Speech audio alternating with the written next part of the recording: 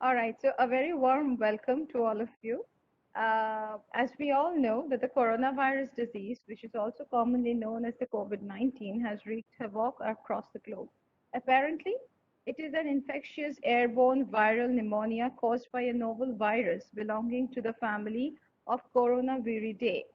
From loss of human lives to extreme devastation of the economy, the virus that caused COVID-19 has disrupted nearly every facet of human life around the world.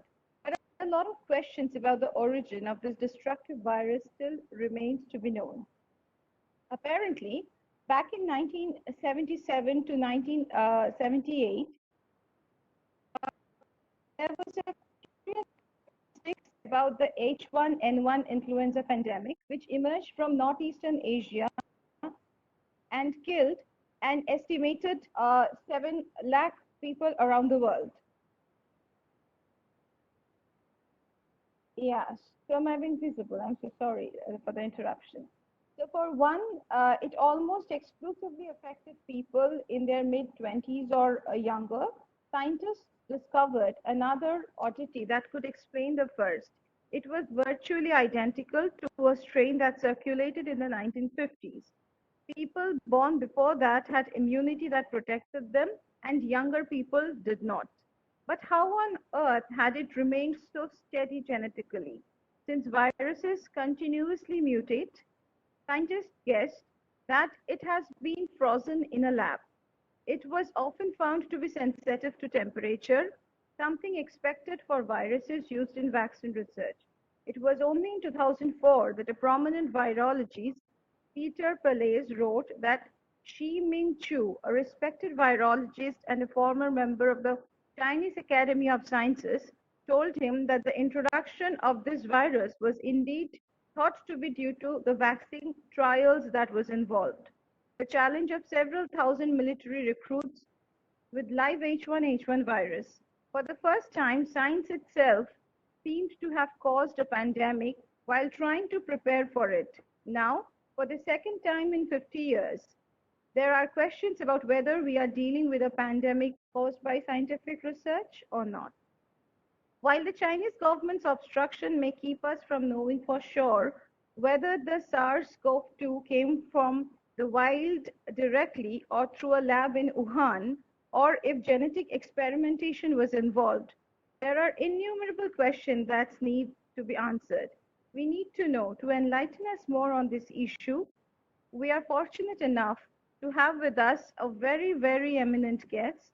Let me introduce Mr. Michael Johns, who is a co-founder of the United States of America Tea Party movement. He has served previously as White House speechwriter to President George H.W. Bush and a Heritage Foundation foreign policy analyst. During the Soviet occupation of Afghanistan, he was a leading proponent for aiding Afghanistan's Northern Alliance resistance forces, and following the Soviet departure from Afghanistan, he managed global program development for a US government-sponsored political development institute.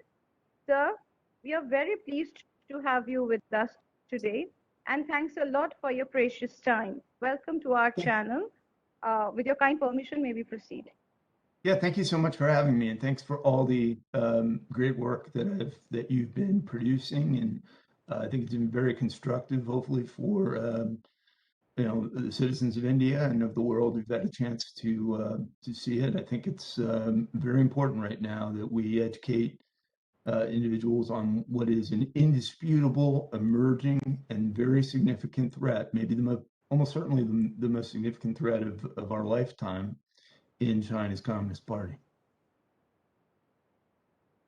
Thank you so much, sir.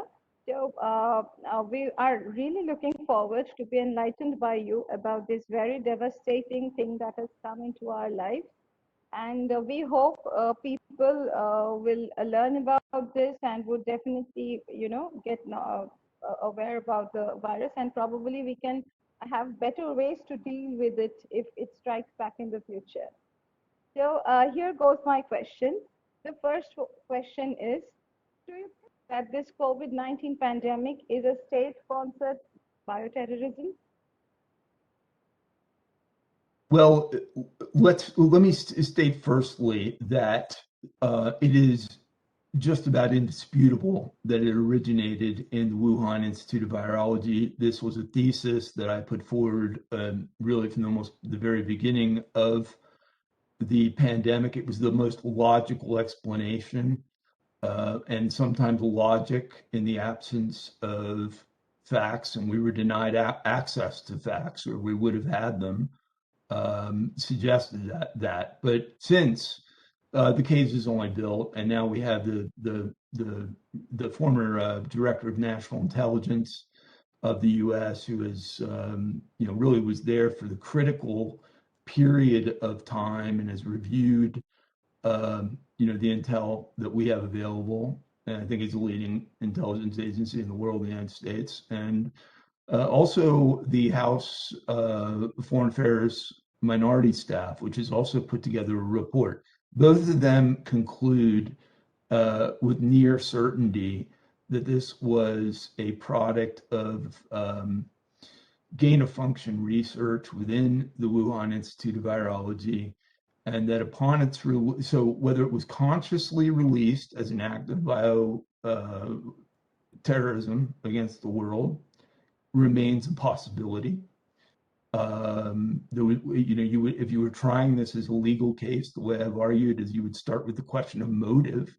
Did they have a motive to do it? They certainly did. They did not want Donald Trump reelected. Trump was heading toward reelection after 3 really exceptional economic performing years in the country and broad popularity, and no real Democrat that was emerging. And the U.S.-China trade relations, we were finally confronting them head on. So this was a curveball that was, that emerged. And if you go through the sequence of events, you sort of ask yourself, number one, as soon as this emerges, do they do the responsible things that a government, a major power of the world would do? Did they invite the World Health Organization in? Did they invite our CDC in? Did they invite India's health professionals in? No. We had CDC personnel ready to be dispatched to Wuhan on January 3rd, and the Trump administration was right on top of this, and we're told by Chinese officials, do not send them. We will not allow the plane to land. World Health Organization, of which China is not just a member, but they've been a controlling political entity, essentially installing the director there and manipulating that organization in ways that have proven beneficial to it. It's one of the reasons former President Trump pulled us out of the World Health Organization. But they deny entry to the World Health Organization, which they're obligated to do under their organizational commitments as a member state in the World Health Organization. Then, most importantly, January 14th, at which point in Wuhan, satellite imaging shows citizens collapsing in fairly significant mass on the streets from this pandemic, hospitals filling up, hospital beds filling up completely, and anecdotal information communicated by independent video journalists and others of the magnitude who sought to warn the United States and the world of this crisis.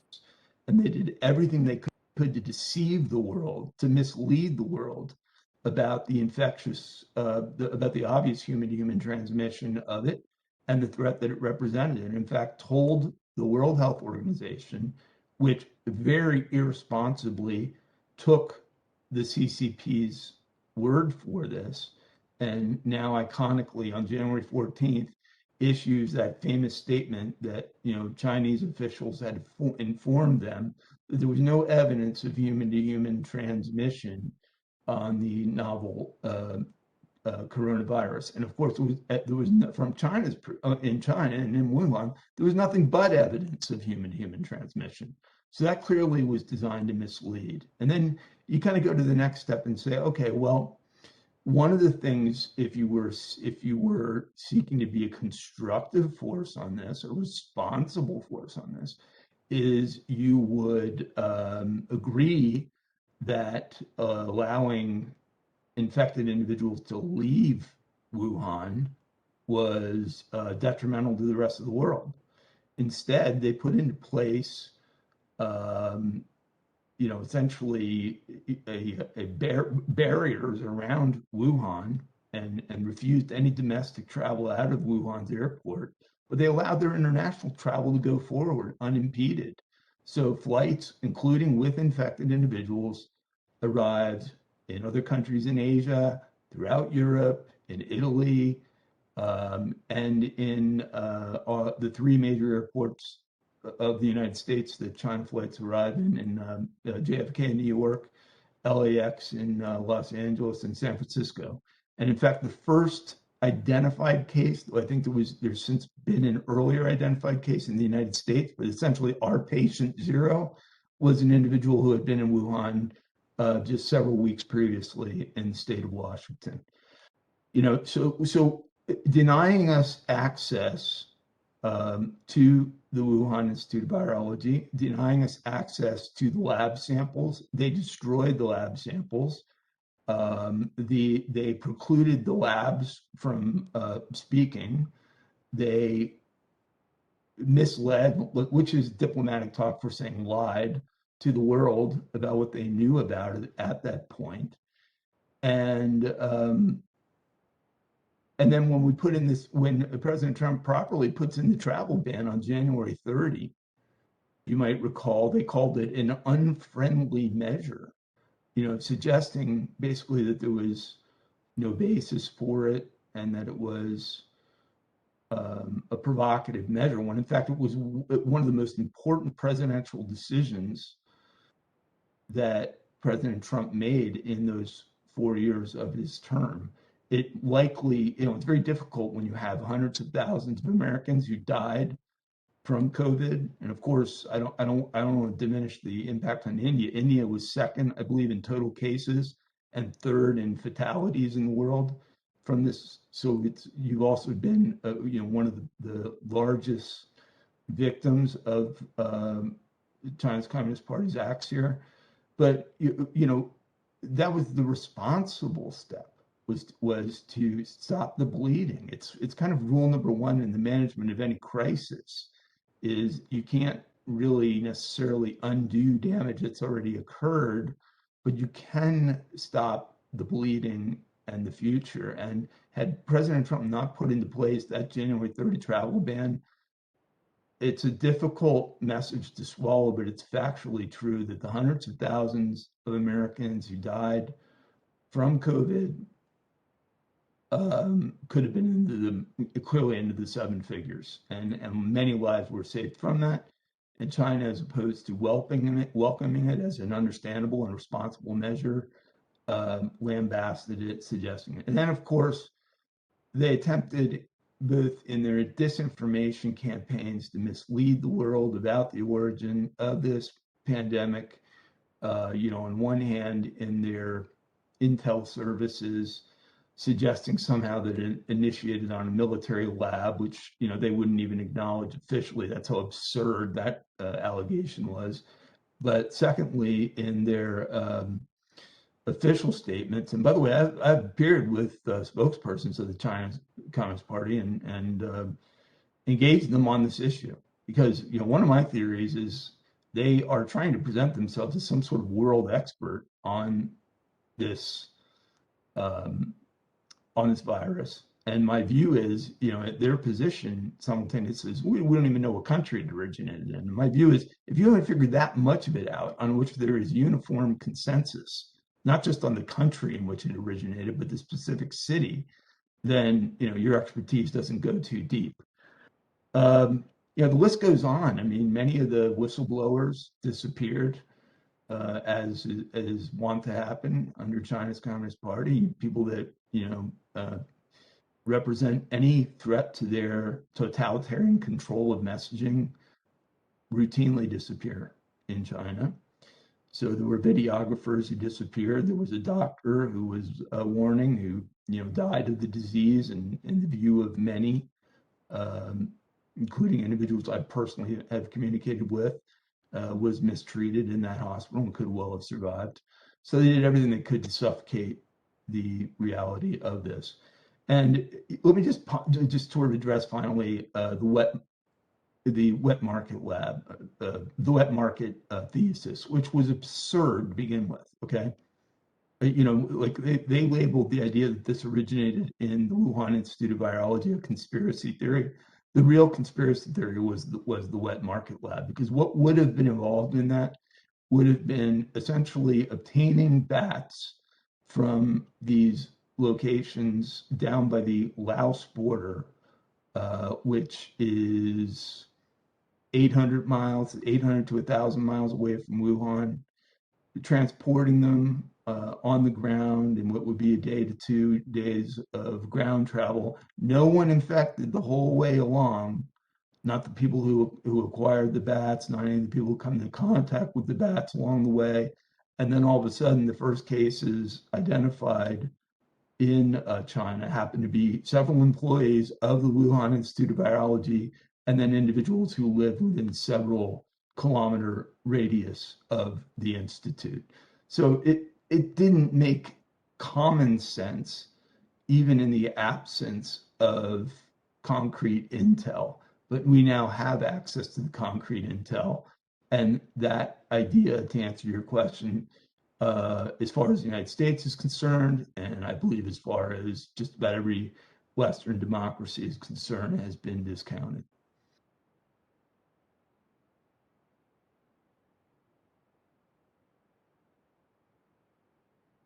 Wow, extremely informative, sir.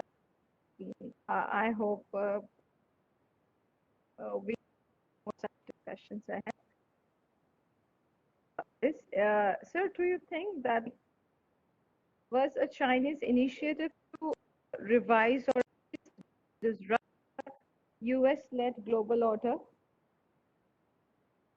Excuse me? Say that Am I one being more time. audible? Can you say that one more time? Yeah. My question is, yes, sir. My question is, do you the COVID, sir, am I being audible? Yeah, I'm not sure I So heard my the whole question is, do you think that the COVID-19 pandemic was a Yeah, I will repeat the entire question once again, sir. So my question is, my question is, 19 pandemic was to revise or at least adopt the US-led global order? Well, you're getting the motive. What I suggested at the beginning is, oftentimes, and I'd like to compare this almost to a criminal trial. So you sort of don't, neither counsel in a criminal trial may know all the facts. They know what they've discovered. They have discovery processes in most Western democracies.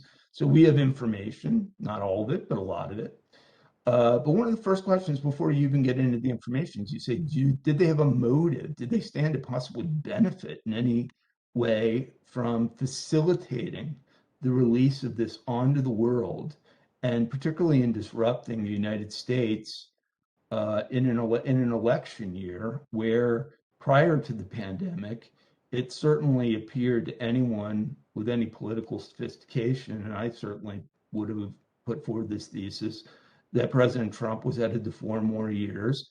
And we know that they were very much on defense as it related both to their illegal, unfair trade practices, their theft of intellectual property, and we were confronting those with tariffs. In fact, for the first time, if you look in 2020 versus 2019, for the first time I can recall, we actually slightly reduced the trade deficit 9% from 345 billion to 310 billion. Still an extraordinary trade deficit, the largest transfer of wealth in the history of man between the United States and China, and it's been a big mistake. But they clearly have cost us over $20 trillion easily, well over 1 year's GDP. in the cost of this pandemic to our country. It certainly disrupted our entire election process. Most of the ongoing questions as it relates to voter integrity, whatever your view is on that, stemmed from the fact that we had this very unusual, unprecedentedly unusual presidential election where such a large number of ballots were cast in unconventional ways through mail-ins and requests for mail-ins, and they were vastly less secure than they would be with an individual showing up at a voting location. I think they were acutely aware that it created that sort of disruption. And I think, I'm speculating here, but I think maybe as a wild card, they felt that whatever the damage was to the US, that frankly, the anti-Trump media of the United States would depict it as Trump's fault, not of the country that actually released it onto the world. And by and large, that's kind of what happened. I mean, when you look, where was the criticism directed? Not much was directed in the way of China. There's not been really any outrage by White House press corps over the fact that they won't answer basic questions, over the fact that they still won't allow in inspectors, over the fact that they clearly documentably have lied to the world over these issues. But Trump, in my judgment, when you look at it and say, could he have managed this any better? It's really hard to identify too many things. I mean, he tried to get the CDC in right away. He put in the travel ban, as I referenced, which was critically important. He mobilized private-public partnerships in an extraordinary way. So all of that fear that existed, as you might recall early on, back in like March and April of 2020, that individuals were going to die from ventilator shortages. To my knowledge, not one American died from a lack of a ventilator shortage. Peter Navarro, one of the president's primary trade advisors, did an extraordinary job in his personal management of this, ensuring that equipment got involved. They embraced and supported a lot of what appeared to be therapeutic approaches and empowering physicians to use those, and were met with resistance from the bureaucracy, which is a huge problem, which I'll address in a little more detail. And of course, he promised that we would develop a vaccine within a year, which, to put it in perspective, and I've worked within the healthcare industry and within the pharmaceutical industry with big recognizable companies. A typical vaccine in the United States is usually about a decade in the making. And that's sort of when you have an understanding of what you're vaccinating against. This, of course, was a virus that was unprecedented and unknown and was not assessed, and could have been assessed a lot earlier if we had gotten the cooperation from China that we wanted. Then, on top of it, China's Communist Party scooped up a lot of the world's PPE, as you well know, and resold it at profit, making this even worse to manage, particularly on a lot of the developing countries in Latin America and Africa and elsewhere. And to this day, their philanthropic engagement on this, their lack of acknowledgement for any responsibility, and what appears to be their continued exploitation of it, is the way enemies act. And I've said very recently, and I'm not alone in this, I think those really on top of following it, my colleagues, people whose judgment I trust on this, would acknowledge that that's what we are now confronting in China's Communist Party. Let's stop talking. I mean, the verbiage needs to change. This is not a partner. This is not a competitor. Stop calling it a competitor. We're not operating on a fair playing field. They're not playing by the rules. They're a genocidal regime engaged in magnitude of atrocities domestically that is unprecedented since Nazi Germany. And the list goes on. I mean, there is almost no component of their foreign policy, their national security policy, their interaction with the world that is not demonstrably hostile to our interests. And of course, it's part of their plan. So it's not like we have to speculate. Their plan is to supplant the United States as the global leader in the world economically and politically. The problem is, we heard that story before. I was a leader in the Reagan Doctrine effort to bring down communism globally, precisely at the moment when many Soviet leaders were saying the same thing. And I'll tell you, we were close enough to that situation then to recognize the weaknesses that existed within the Soviet system and the Soviet structure, and to facilitate a very expeditious and peaceful collapse of the Soviet Union and a peaceful end of the Cold War. China is, as you well know, an extraordinarily large and diverse country. By and large, you can't say there is a Chinese ethnicity. You have, over 20 provinces in that country. Most of them have their own rich tradition of their own language, of their own culture, of their own religious practices, all of which are being completely suppressed by Xi Jinping and the CCP. And none of them are buying into this communist vision that is being forced upon them. And in the case of the Uyghurs, of course, they now have, estimates 1 to 3 million individuals being held in concentration work camps. And by the way, predictably, just like they did on COVID, have not allowed in any inspectors. So, one of the provisions of being in the UN is, the UN Human Rights Council should be afforded access to those camps. They're denying that. And simultaneously, they've sat on that committee.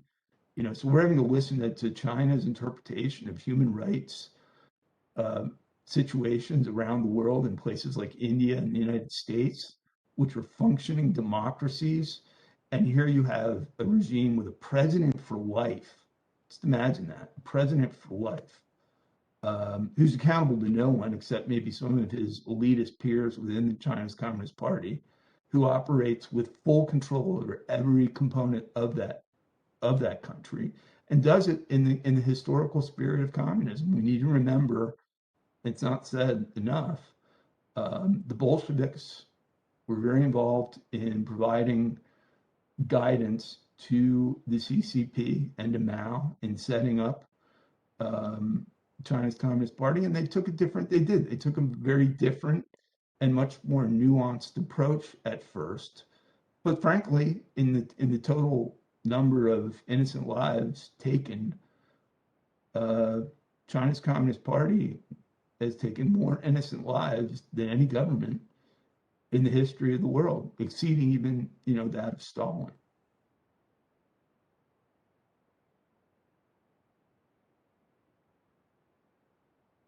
Wonderful, sir. Informative. Sir, I would like to know, sir, how do you think that China has safeguarded its economy from the severe impact of the pandemic? And Well, China's surplus the only savior for them? let me just try to summarize the problem. Okay, beginning in probably the late 20th century, many countries of the world, and we were very much a part of this, concluded that the reduced costs of exports from China somehow offset any of the downside of literally surrendering some of these key industry sectors to them. And again, it was under this misstated philosophy that was perpetuated by leading sinologists, ambassadors, diplomatic corps, China experts in this country who really turned out to not be experts at all. They shouldn't ever be listened to again on these issues. In my view, they totally discredited themselves. But their argument was this would ultimately, allow China to assimilate into the world in a with ease and in a smooth way, and would soften some of the rough edges that were obvious even back then.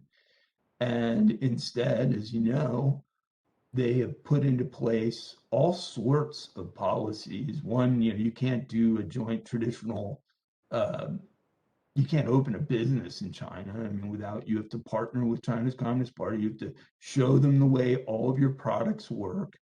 What they don't get and obtain that way, they steal.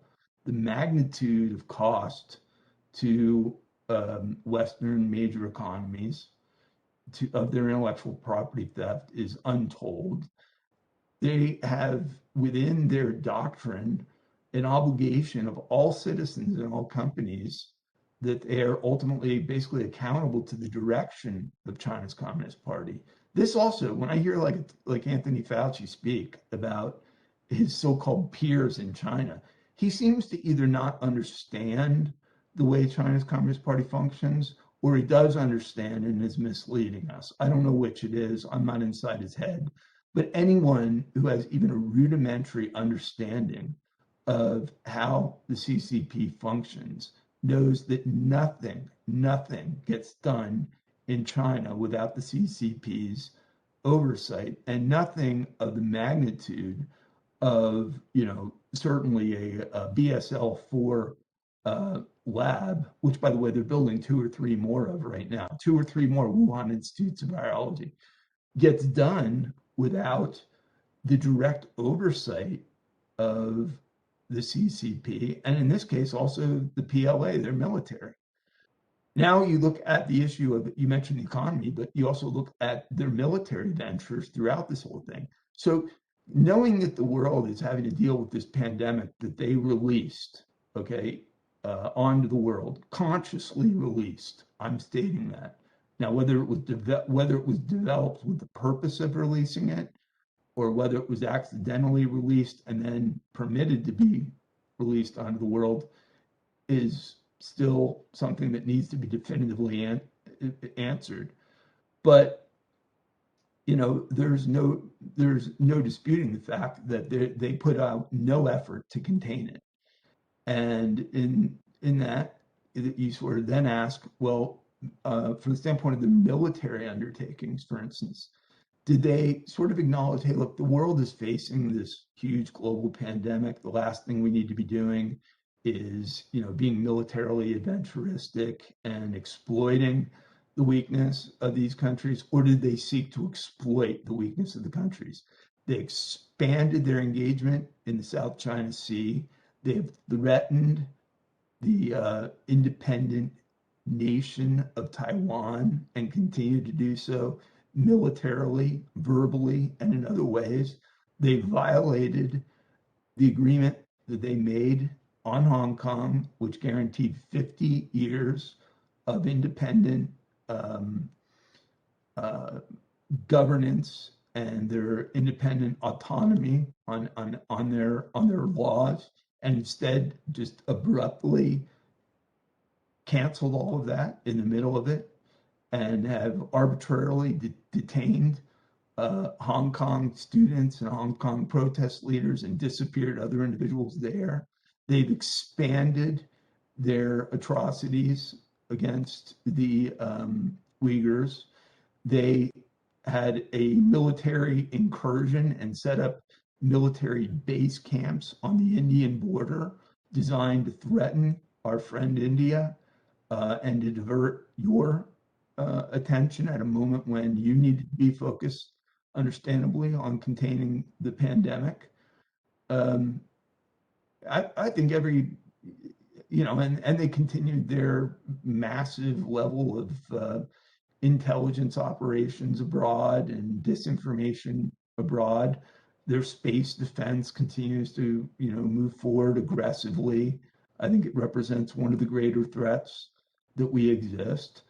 And they have refused any direct questioning or accountability. The closest, honestly, I'm not trying to be braggadocious about this, but the closest it got was my own engagement on China's Communist Party's official government network, where I specifically did ask them, if they were not prepared to even acknowledge that this started anywhere in China. And that was their position when, back into, I believe it was late spring of 2020, when there was no disputing that fact. anywhere. So those are all issues. Now, I don't know if you had another question, but I want to just kind of address some of the U.S. concerns, my concerns about our action. So I think you heard me say, I think President Trump did, with a very difficult, incredibly difficult situation, because when you can't pull a how-to handbook off of the bookshelf on how to manage a crisis like this with a pandemic, the characteristics of which you've never really confronted before, and especially when you're dealing with all the domestic and global hostilities that he sadly had to deal with. But where the biggest disservice to me and the biggest question mark to this moment is, we had Anthony Fauci, now I'm sure known to the world as running a division in our National Institutes of Health and a primary medical advisor on the task force, who sat in every one of these task force meetings for months, okay, where the origin of this was discussed, where the Wuhan Institute of Virology was discussed, where this debate over its origin, where patient zero originated, was discussed. And at no point did this guy mention the hugely relevant history of the fact that in the Obama administration, he began funding the Wuhan Institute of Virology, to the point where the National Security Council of the Obama administration, which certainly were not hawks on CCP, even they looked at it and said, Tony, you got to stop this. This is, a potential public health threat. And he was forced to stop. In comes the Trump administration in January 2017, and admittedly, the White House was not fully staffed. There were a lot of junior individuals in there. He sort of, according to reporting, sneaks into the White House, into the science office responsible, or that it had the ability, and he sort of twists arms against our processes and restores this funding to the Wuhan Institute of Virology. That's problem number one. That is an absolute violation of protocol, and he's been in this government since the 1970s. He knows that. And then number two, to sit every day in those meetings while all of this comes up and not once mention, oh, by the way, you might want to know that we have provided millions of dollars of funding, and I have co-authored these articles and we have worked, in this collaborative way with their virologists in publishing studies on gain of function research, is one of the most outrageous things I've ever seen in over 30 years of following, American and foreign public policy. It's outrageous to me.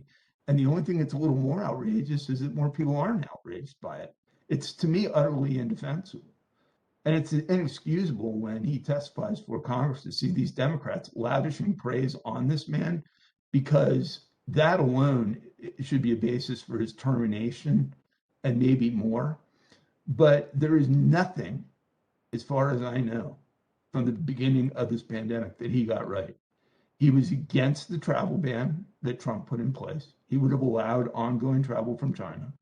It was the major impediment to treating physicians who, frankly, should have absolute autonomy and individual control, even off-label, in prescribing whatever's suitable and most appropriate for their patients, as it related to many of the therapeutics that he made controversial. These therapeutics, some of them have been around for decades, utilized in rheumatology and other therapies without any difficulty. So he was wrong there. Wrong in saying that Trump couldn't get the vaccine put together in a year. And then ultimately, incredibly, not a well-known name here, but Peter Daszak, who's sort of the middleman in the United States for facilitating the transfer of funds from NIH to the Wuhan Institute, is with the Eco Health Alliance in New York City. Another guy who has this long and deep history of conflicts, of receiving all of this, honorarium and money from CCP, doing work with that institute, is that, just give you one example. He's on 60 Minutes, probably the biggest news show in our country, and is asked, how do you know that this didn't? Because he was saying there's no way it came out of that Wuhan Institute of Virology. Like, how do you know that? His answer is, well, we went in there, we didn't tell them what we were going to ask, and they told us that it didn't. I mean, literally taking them at their word, apparently oblivious to the fact that the one truism of communism is their willingness to mislead and lie. He had no other anecdotal or documenting evidence to support that position. And of course, once the Fauci emails were released, you can even see he thanked Fauci for taking the pressure off of him on this issue. Ultimately, because of some crusading journalism, predominantly by some of the newer journalists, younger journalists in our country, to their great credit, all of these conflicts of interest came out, and Daszak was forced to recuse himself from the Lancet inquiry into COVID, which he was a participant for. And then, you look back on it, you say he was the only individual that the CCP was prepared to allow from the world, only American they would allow. Well, why is that? Because they had this guy basically, in my judgment, I don't think I'm overstating it, bought and sold. He was prepared to say more or less whatever China's Communist Party wanted them to say. And I think this is the broader story of, this emerging threat that we confront. This isn't the first, second, or third global threat the United States of America in its young history has confronted, but it's the first time, to my knowledge, where, well, it happened a little bit in the Cold War, where we had to confront people about the realities of the Soviet Union, but this is the first time where those individuals who've been responsible for objectively explaining the reality of what we face in China have not only been wrong, but you have to really suspect whether they've been compromised through enormous financial gain. And it's a very sickening and saddening reality to see that individuals who have contributed to the harm of this nation have benefited financially from doing so. It's very troubling to me.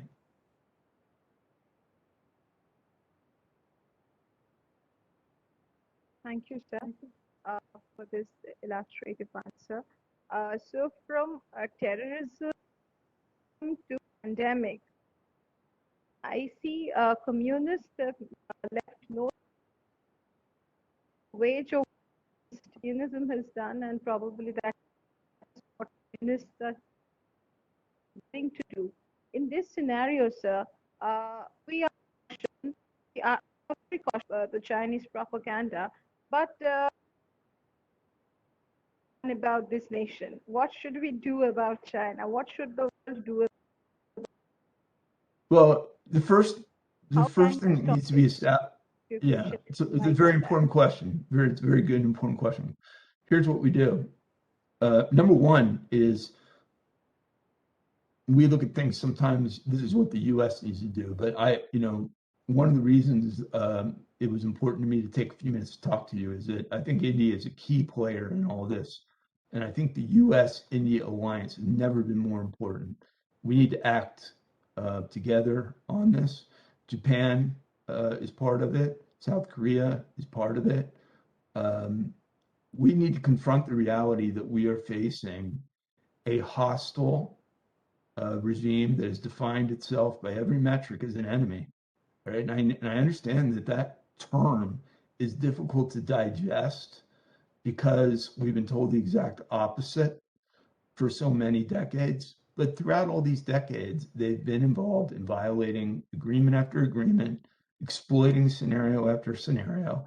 And now in Xi Jinping, I think we have the most ruthless and aggressive head of state in China since Mao, who killed tens of millions of people to obtain power. And when I look even with the fall of Afghanistan and the Taliban, an absolutely horrific development, and it not even fully, I don't even think it's been fully appreciated, the magnitude of problems that are created by this. What sort of messaging has China put out? Has the CCP put out on it? What they said is, they're like threatening Taiwan again, saying, "See, look, they gave up on Afghanistan, they'll give up on you too." Taiwan's defense has to be uncompromisable. It would be a permanent game changer in the balance of power worldwide. And the designs and hostility that Beijing have toward that country go all the way back to Kissinger and Nixon meeting and visiting Taipei. I happened to get to know Richard Nixon a little bit before he died. And I'll tell you that when in that very famous 1970s meeting with Mao, one of the problems was we went over there, we had about 6 things that we needed their cooperation on. They had 1. They wanted the derecognition of Taiwan and their recognition, which was not justified by any real means. I mean, no one elected Mao. No one elected Xi Jinping. There's 1.4 billion people in China. I believe there's about 90,000 members of China's Communist Party, but even that's deceiving because it's only like a few thousand that are actually engaged in policymaking. So you think about this is a very small percentage of the people of this huge, great nation, which are not our enemy. The people, I want to just reiterate, the people of China are not our enemy. The people of China have been the first victims of China's Communist Party. And they are ultimately going to have to be part of the solution if there is one. That this regime has never been accountable in any way. Not even in a modest way that you would see in some of these more hybrid forms of government. I mean, it is, some have described it here as a transnational criminal syndicate. The first time I heard that, I go, wow, that's pretty severe. But when you think about it, they're shipping fentanyl into the United States illegally for profit, consciously killing Americans and oblivious to that fact. You look at the treatment I just went through in describing what they did in this pandemic, and then you look at this Uyghur situation, and I'm omitting about 15 other examples I could easily rattle off that make Reagan's depiction of the Soviet Union as an evil empire equally, if not more applicable to the regime now governing China. So what we do is firstly, we need to recognize what we're dealing with, all right?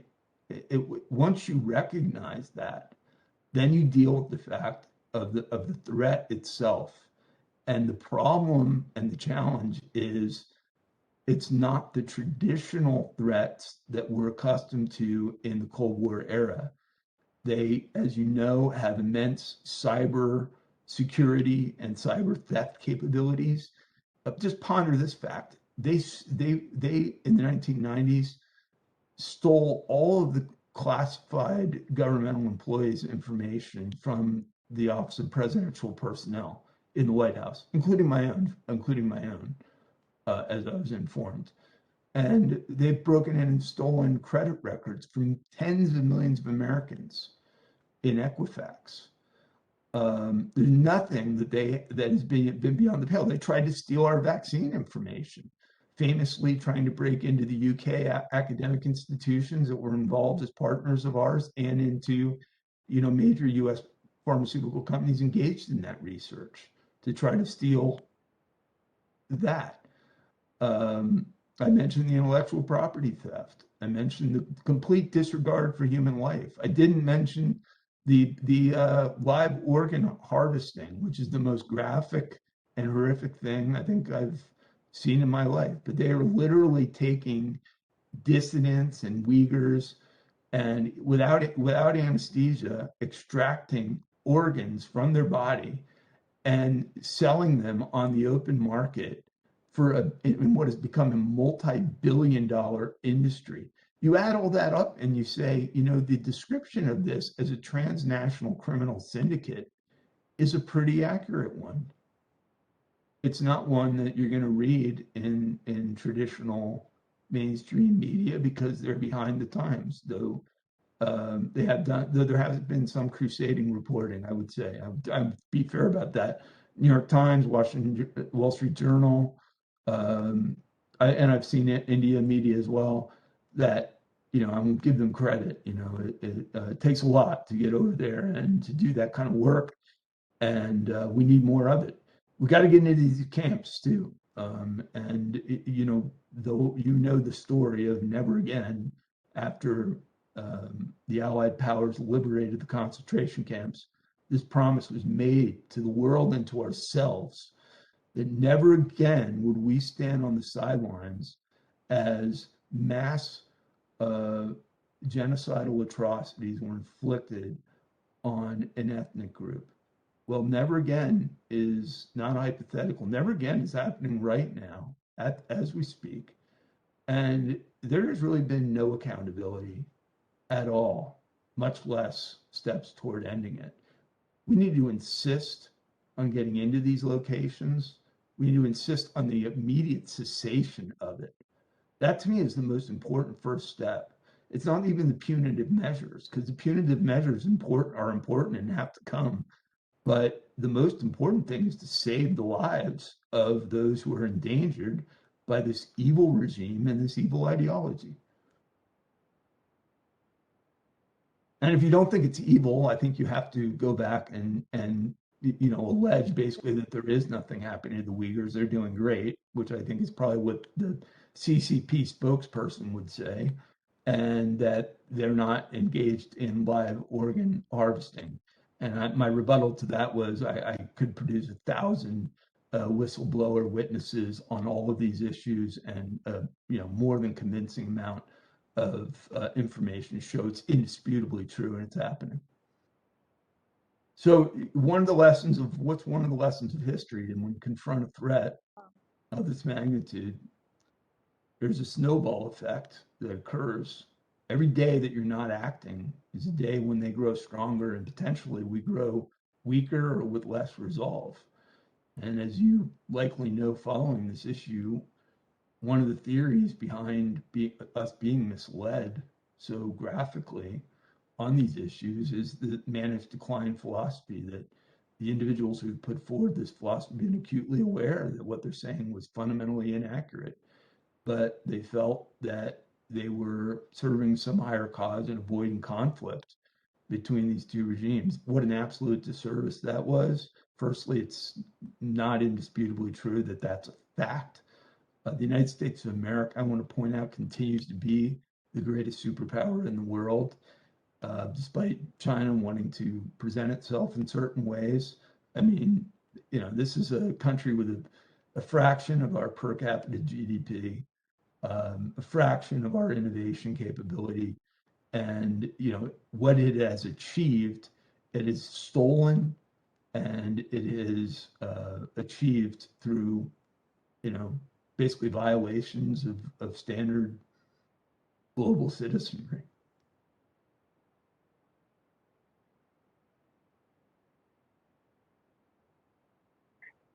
So my last point, I would like to ask, message do you have for India? How should we react and what should we do? Well, first, I think we have three major immediate issues, one of which is maybe more of an American issue. But number one, they need to be accountable for this pandemic. Right? This needs to end. This idea of we're not going to allow in inspectors is unacceptable. We need to insist on that, and the ramifications for continued lack of cooperation need to be so overwhelming that they are sufficiently persuasive. Number two, the whole supply chain reliance on China, in retrospect, was a massive miscalculation. We need to begin a reasonable but systematic economic decoupling from this regime. Okay, so that's difficult when we've allowed them to attain like 90% market share in some of these key supply areas, like some of the generic medications and things of that nature. Honestly, I don't care what the country of the world is, and never again should the United States be relying on one single country, even a great ally, for 90% supply. That is an absolute recipe for disaster. Now we're dealing it with a regime that I think, hopefully convincingly described as an enemy. That needs to end immediately. So, and then we need to basically provide incentives and maybe ultimately, regulatory oversight as it relates to companies that continue to do business there. We want to attract them back here. I would be very generous as it relates to our tax code and other components to get them out of there. And you start maybe with big companies like Apple, things like that. I mean, that needs to be done. Number two, we need to make sure our military capabilities are focused on this threat, not on threats that existed 30, 40 years ago. So the South China Sea and their expeditious sort of aggressive expansion there needs to be confronted and halted, and that requires, I think, obviously U.S. leadership with our strong naval capabilities, but a close cooperation of all free countries of the world. I've lost a lot of confidence in a lot of the multinational institutions, but this is maybe the last shot. I mean, if they're objective, the UN and all these agencies need to hold them account. I don't know where the environmental movement is. I mean, I am of the opinion that the threat to our environment right now is a real one to be concerned about, but has also been politicized and overstated by some on the left. But for those that are on the left, like if you wake up every day and you think that CO2 emissions are the greatest threat to the world today, and that the world's, like in its final years, if we don't resolve that, start with the country that has the largest emissions of CO2. It's not the United States. We've more or less stabilized our emissions over the last decade and taken some really significant steps where we're emitting about the same as we did 10 years ago. They are emitting a multiple of what they used to. They're putting coal plants together in weeks. So if you're concerned about the environment anywhere in the world, you got one single country you got to be worried about, one single leader, Xi Jinping and China's Communist Party. If the human rights organizations of the world, I'm disappointed. I don't see the passion, the activism, or the attention that is rising to the moment. Amnesty International, Human Rights Watch, these organizations have made mountains out of comparatively minor human rights violations. And there's no human rights violation that's minor, but we are dealing with a 7-figure number of people, and I'm not seeing them rising to the moment. Speculation that they've been infiltrated, as well, and are not, and for that reason, not being sufficiently aggressive. I don't make that allegation, but I would say, I mean, I don't understand why those who are calling attention to this issue aren't hearing from these organizations at all. So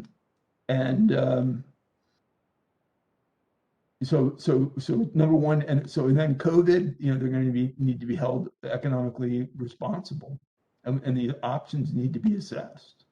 We do have options. None of them are pretty. I mean, you could seize China's property, their real estate assets and other things in the U.S. If you did that, it would be reciprocity. I mean, any move is, like a chess game, is going to have, there's going to be a response on their side. We could default on their treasury bills. That would have, in the eyes of many, would be devastating from the standpoint of the treasury being and the dollar being the reserve currency of the world, which we need to maintain.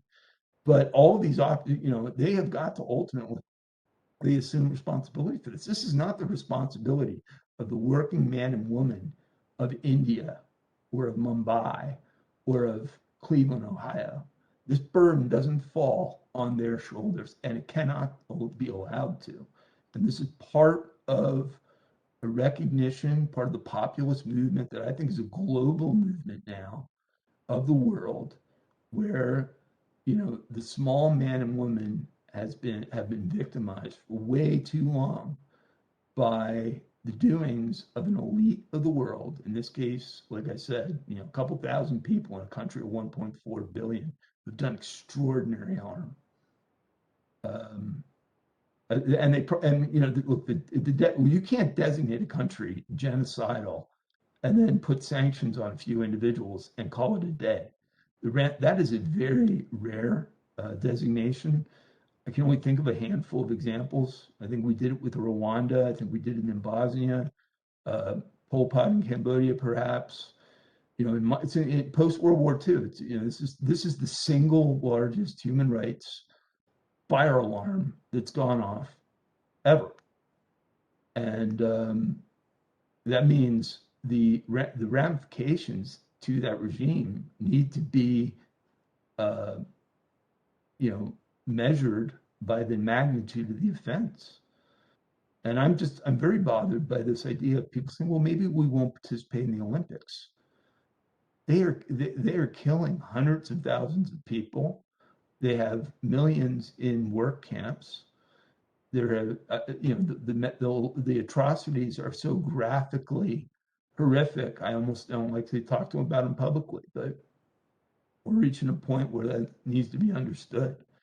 And then, what else do we do? Well, we got to communicate about this, and we got to unify around it. The other thing I'm noticing, a lot of the institutions I always thought would step up in this moment of crisis seem to be very timid.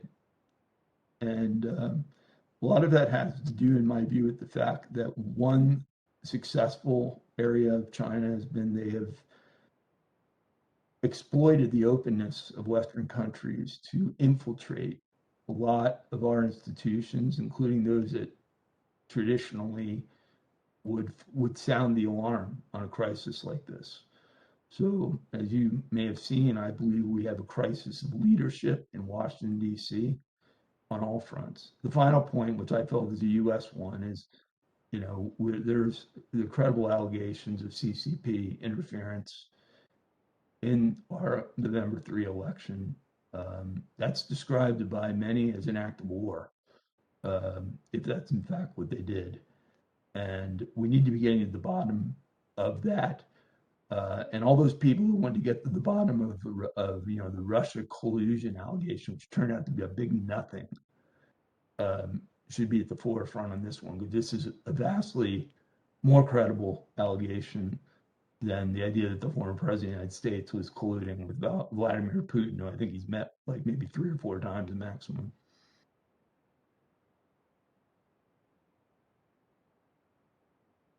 Yes, sir. Very true. Sir, long time back, I heard one speech where a within European, with the European citizen, matter where I am, passport I hold, but the Chinese anywhere, and I will no way to fight it out. So what I think is that China's government sees human rights violation as its birth. Undoubtedly true that China as a nation and communism practice in China as an ideology is a great benefit to human rights and currently. So in this scenario, what I think is that countries across the world should stand in solidarity to against this rogue nation and should prevent. Absolutely. Well, and if you look at the, if you I'm just not take sure what You're exactly right about that. I mean, when you look at the two major threats to the world that we've confronted, in the 20th, 21st century, we deal with Nazi Germany's expansion and we deal with the Soviet Union and the Cold War. Well, we prevailed decisively in both of those, but we only prevailed because while the US clearly led in both cases, we had the moral high ground and we had allies who saw the crucial and essential need to act boldly. Now, we're not in a state of warfare, in my view, and I don't want to, be overstating this threat in any capacity. But I'm telling you, their fire alarms are going off in all areas as it relates to this relationship, and it cannot be the United States alone that confronts it. So the EU, which frankly has been a great disappointment on Iran policy, and had to be kind of persuaded to meet their 2% defense obligations in NATO, need to stand up and recognize that nothing matters if this doesn't get addressed. So they've got to be much more confident about India. And I think Japan and South Korea, Japan especially, seems to be awakened to it. And Taiwan is in a difficult scenario, so we're respectful of whatever is most politically advantageous there. But we've got to be bold in ensuring the defense. I really do believe when you assess what are the classic military moves. Firstly, the fall of Afghanistan is important for so many. Number one, it's going to be a human rights crisis because the Taliban are butchers. That's documentably true. You should see the messages that I've received over the last 24, 48 hours of frantic friends of the United States and of NATO who have not been given visas by anyone and or who are basically giving me their final goodbyes. I mean, just ponder that. That's the magnitude of fear that exists there. But we're also permitting now in the CCP's very ambitious and exploitive trade plans the ability to facilitate transport between Kabul and Pakistan. And Pakistan, in my view, the Taliban was created by Pakistan. I dealt, as you alluded to in the introduction, with aid to Ahmed Shah Massoud, one of the great, and I'm telling you, I've had the good fortune of interacting with some great leaders in my life to date. This was one of the greatest. He was the Lion of Panjshir, who headed the Northern Alliance. He was decisively, crucially important in defeating the Soviets and driving them out of Afghanistan, but he fought the Taliban, and he was ultimately killed by Al Qaeda. And he's a national hero in Afghanistan. They have a day of remembrance and honor to him. Many things named after him. Taliban, if they had not been harbored by Pakistan all the way back into the 80s and the 90s, during the civil conflict, then during the US occupation, after 9/11, would have not fared very well militarily. They're not well equipped from the military. Their equipment is dated. They had no air force. Now they do. I mean, one of you just think through all the ramifications. I mean, all the focus is, wow, the president of Afghanistan got out and some of the key leaders got out. But these trillions of dollars of infrastructure that we have invested in Afghanistan, including upgrading their military capacities, are now in the hands of a regime that was directly responsible for for hosting and incentivizing the largest terrorist attack in the history on the history of the American mainland in 9/11. And by the way, they've been welcomed by China's Communist Party's been seeking to meet with them. They had representatives in Beijing. They met with the foreign ministry, as you may have seen. You know, one of the things about a regime that kind of is prepared to extract organs from people without even giving them the courtesy of anesthesia before they die to sell for profit is they're not going to be too concerned about the ideological or human rights records of the countries that they've dealt with. And can you think of anything more absurd than a predominantly Muslim country anywhere having anything to do with communist China engaged in the most systematic oppression of Muslims in the history of that religion?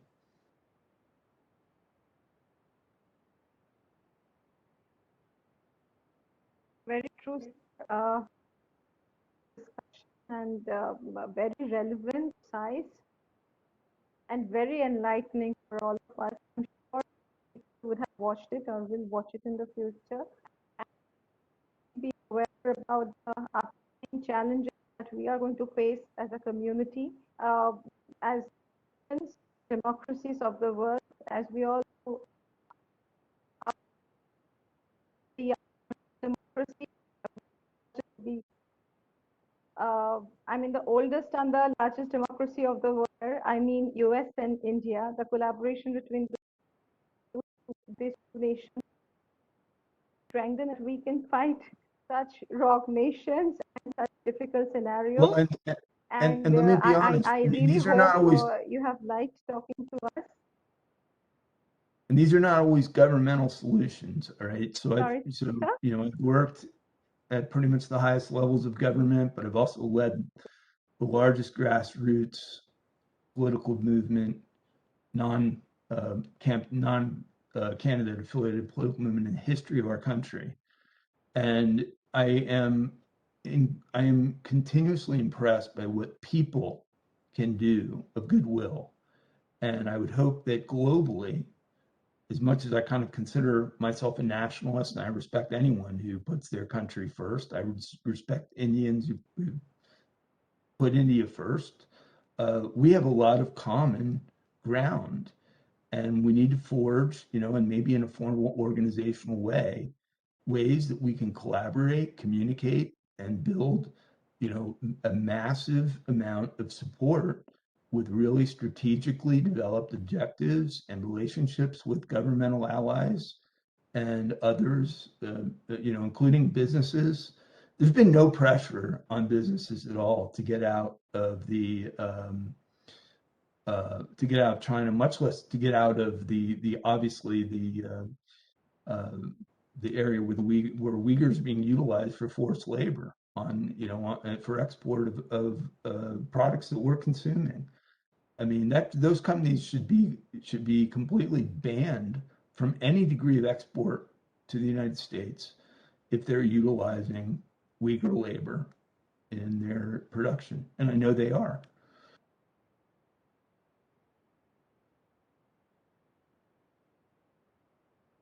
Yes, absolutely. We would take this opportunity to also ask you if you could be available for another interview on the situation. Absolutely, looking forward to working with you, Coordinate and accordingly if you are interested and if you thank you very much. Thanks for having me tonight, and I've seen I'm a looking couple of forward your to. videos in YouTube.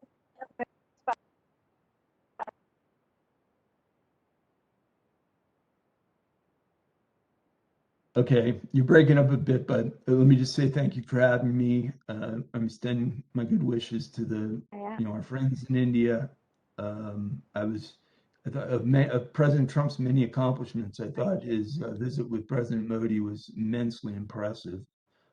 You could see the affection that exists between the people of India and the people of the United States, and we want to strengthen that. I want to strengthen that, and build other international bonds, you know, around the common themes of protecting our sovereignty and countering, you know, evil force in the world that really represents maybe the biggest challenge of our lifetime. our defeat and Absolutely. loss cannot be an option. So thanks for having me. Thank you so much. Thank you, Michael. So On that note, I bid you a goodbye. Good night for America. Thank you, and you guys have a good day over there. thank you. We will end the session now.